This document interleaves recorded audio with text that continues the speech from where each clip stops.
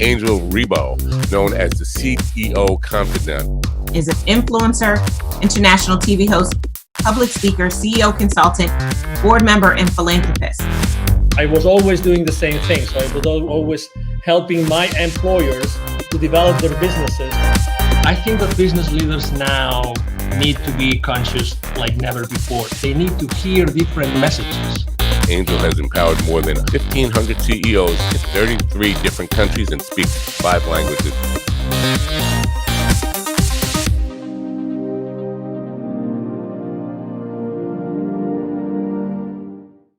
Hello, everybody. This is Angel Rebo, the CEO Confidant, and also the president and co-founder of the Wisdom for Kids Foundation. And we are here today with Neville Joffe. Hi, Neville. How are you? Fine. Hi, Angel. Good to see you. Good to see you.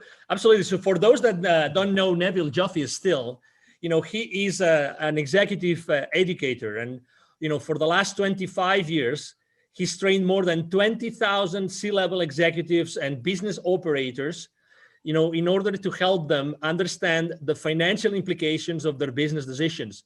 And he's done that with very, very large corporations in the world, like, Campbell Soup, Bombardier, or Hallmark Cards, and so many others. So welcome to the show, Neville. How are you today? Yeah, wonderful. Thank you, Angel. Wonderful. So let's start because, we started this series of talking about the different chapters of your book, the latest of your books, which is the Baker's Dozen Rules of Highly Successful Business Operators that you see here. And I wanted to talk today about the chapter 7, which has a very, very nice title, which is Revenues Are Vanity, Profits Are Sanity, and Cash Flow is Reality. What is behind that subtle title, Neville? Angel, over the years, I've looking at publicly traded financial statements, speaking to business owners, operators, executives, boards of companies. And the first topic that seems to arise, or the measurement of success, if you will, always seems to be, what are your revenues? Have your revenues gone up? Why did your revenues go down? The first topic of conversation is really around, do you have enough cash to survive? Are you making a profit? I'm not suggesting they don't talk about those things, but usually the first thing on the list are revenues. And often a lot of the small operators as well tend to say, well, my revenue's up, everything is great. That couldn't be further from the truth. Because revenues are vanity. What are your revenues? Person says, well, they're up by $3 million. Really? What they should be following their question with, are you making a profit? And right. If you are making a profit, they should be asking, do you have any cash to stay alive in your business? How about your cash flow? So then, hence, that's why I came up with this chapter, revenues are vanity, profits are sanity. You need to make profits if you want to sustain your profits and cash flow in your business. So obviously everything starts, in sales, right? I mean, the money gets into companies through sales. So you're selling some sort of product or services. But really, as you say, sales is often used, even when large corporations are reporting to, investors, most of the conversations are around sales. Why do you think this is consistently like, the profits and revenues are consistently like a blind spot on those conversations? I think a lot of it is naivety, Angel. What happens is there's a distinct disconnect between those people. Let me start from the top. There's an alignment between investors, the board, and the CEO. Well, they better be aligned, or the CEO won't last very long. But there's a disconnect between the CEO and the C-suite, and even a bigger connect between the C-suite and those people in day-to-day operations.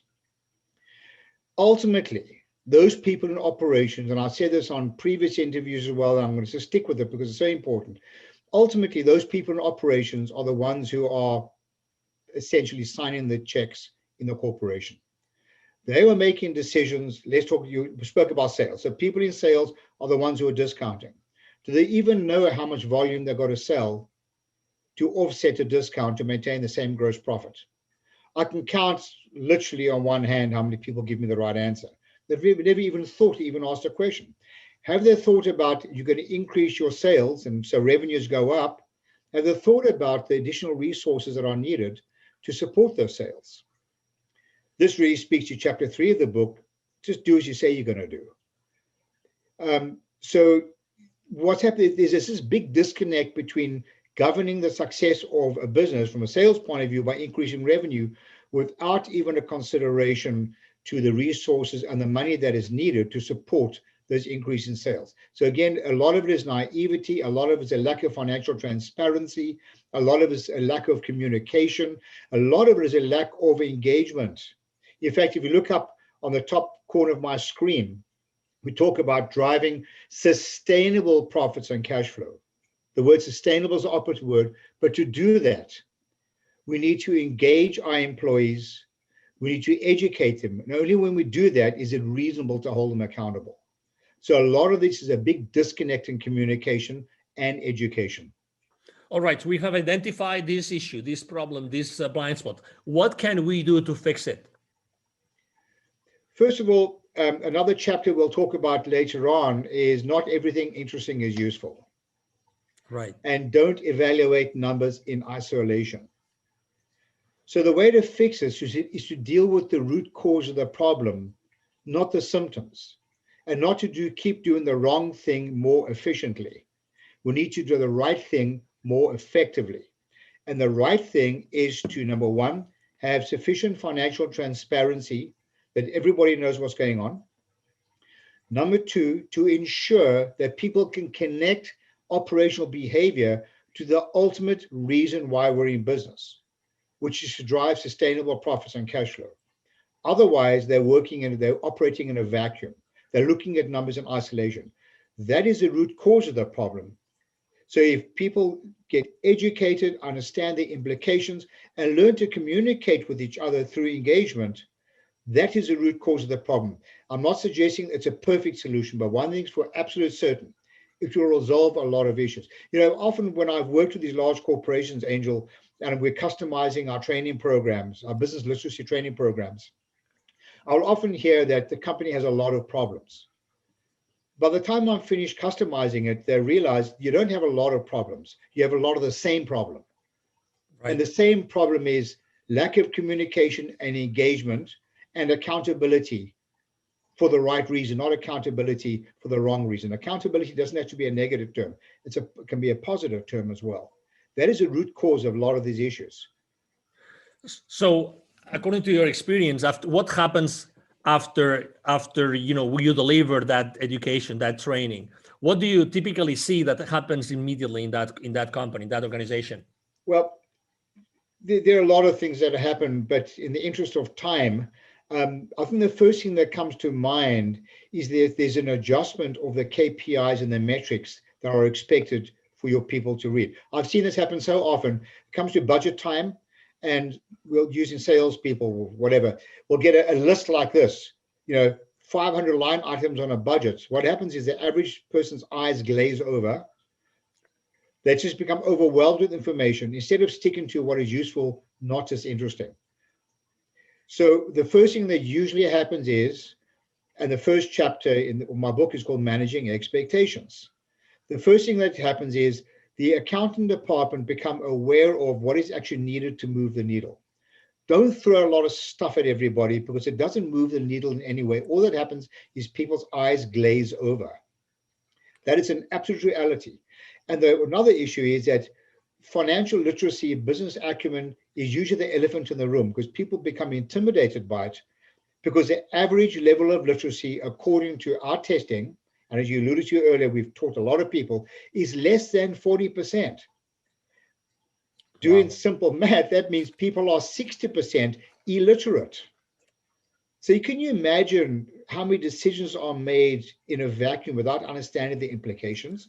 So the first thing that usually happens is usually there's a stronger alignment between finance and people in operations of the organization. They narrow this gap without boring them with a lot of unnecessary information.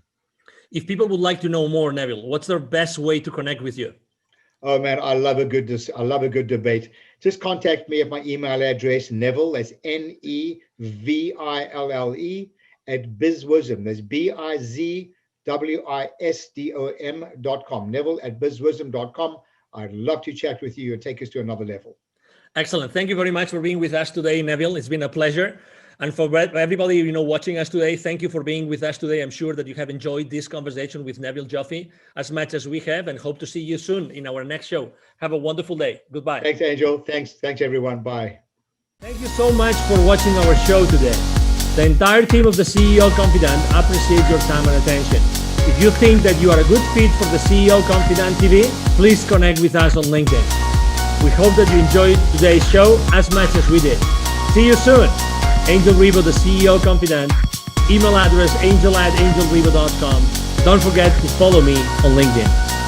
Thank you.